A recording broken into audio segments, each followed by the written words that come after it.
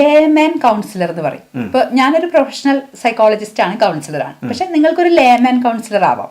ചില ഉത്തരങ്ങൾക്ക് അല്ലെങ്കിൽ ചില പ്രശ്നങ്ങൾക്ക് നമ്മുടെ സുഹൃത്തുക്കളുടെ ഉപദേശം നമ്മളെ സഹായിക്കാറുണ്ട്.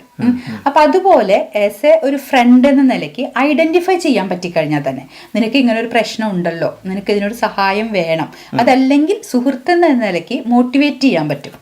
നിന്റെ ജീവിതത്തിൽ ഇത്രയും സംഭവിച്ചു, പക്ഷെ ഇനി നിനക്ക് ഇങ്ങനെ ഒരു ജോലി, നമുക്ക് വേണമെങ്കിൽ ജോലിയിൽ എങ്ങനെ ഹെൽപ്പ് ചെയ്യാൻ പറ്റും, അയാളുടെ ജീവിതം എങ്ങനെ കെട്ടിപ്പടുക്കാൻ പറ്റും, അങ്ങനെ നമുക്കൊരു മെന്റലി അവർക്ക് സപ്പോർട്ട് കൊടുക്കാം.